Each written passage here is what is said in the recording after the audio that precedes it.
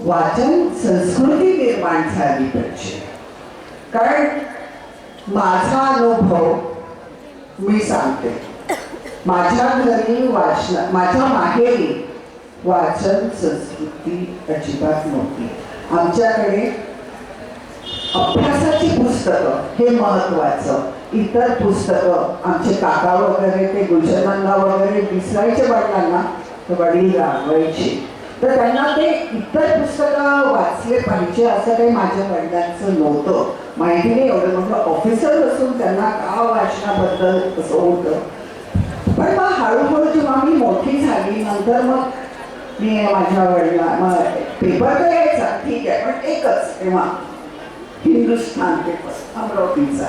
आणि नंतर मग जेव्हा लोकमत सुरुवात झाली, म्हणजे मला असं वाटतं बरेच वर्षानंतर लोकमत 75 नंतर वगैरे तितक्यात होता आणि 70s मध्ये असू शकतो, मग नंतर लोकमत आलं. पण मग नंतर माझ्या वडिलांनी थोडंसं मला ईज विकी लावून दिलेलं, मग रीडर्स डायजेस्ट लावलं. पण तरीही असं खूप वाचनाकडे लक्ष नसायचं, कारण तशी सवय लागली नव्हती. जी सवय बालपणात पाहिजे तशी सवय लागली नव्हती. बरेच घरात वाचन संस्कृती कशी निर्माण होते, आजी आजोबा गोष्टी सांगतात मुलांना, मग नंतर हळूहळू पुस्तकं घरी आणून देतात, तर वाचन संस्कृती थोडी निर्माण होते. शाळेत आमच्या शाळेत होती, पण आम्ही वाचनाचा आम्हाला पिरियड घालायचा. विशेष म्हणजे आम्हाला 11:45 पासून 1:30 वाजेपर्यंत आमची रिसेस राहायची. त्या पिरियडमध्ये आम्ही काय करायचं, काही हुशार मुली ज्याला वाचनाची गोडी होती त्या लायब्ररीत जाऊन बसायच्या. त्या पिरियडमध्ये आम्ही ग्राउंडमध्ये जायचं. आमच्याकडे एक पद्धत होती, मोठं ग्राउंड, मोठं म्हणजे खूपच मोठं ग्राउंड. त्या ग्राउंडमध्ये तण काढायचा, म्हणजे काय वेगवेगळं प्रकार, ते तण मॅडमला दाखवलं की आपल्या हाऊसला मार्क्स मिळायचे. तर त्यामुळे मला वाचनाची हौस नव्हती. पण या व्यतिरिक्त माझे मिस्टर दिलीप काळे हे एका फार लहान खेड्यात राहिले. घाटंजी तालुका, यवतमाळ जिल्हा घाटंजी तालुक्यात एक छोटंसं शिरोली नावाचं गाव, तिथे त्यांचं प्रायमरी शिक्षण झालं. त्या शाळेत त्यांच्या घरी वाचनाची संस्कृती होती.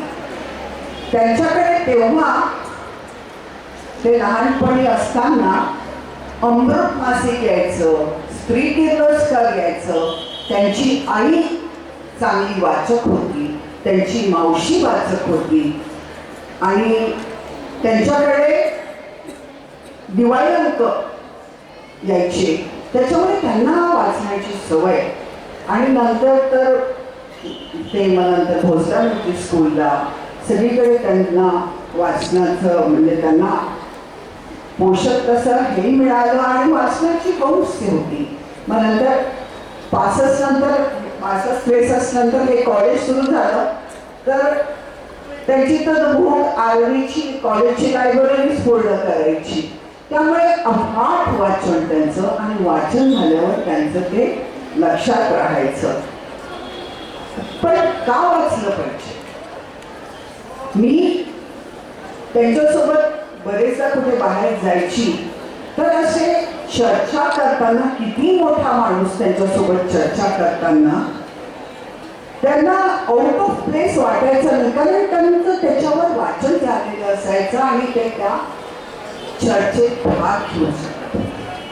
त्यामुळे त्यांनी पण मला जबरदस्तीने अनेक ठिकाणी ही पुस्तक तू वाच म्हणून मला सांगितलं आणि मी वाचायला लागली.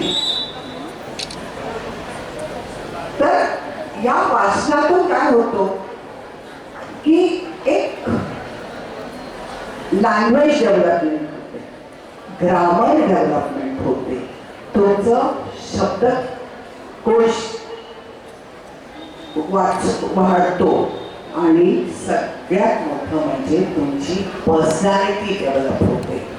तर तुमची पर्सनॅलिटी डेव्हलप झाली पाहिजे. तुम्हाला आउट ऑफ प्लेस वाटायला नको जेव्हा आपण कोणासोबत जातो, कोणासोबत बोलतो, तेव्हा आपल्याला आउट ऑफ प्लेस वाटायला नको. आपल्याला पण काहीतरी येतं याचं आपल्याला अभिमान वाटायला लागतो. स्वतःबद्दल काहीतरी चांगलं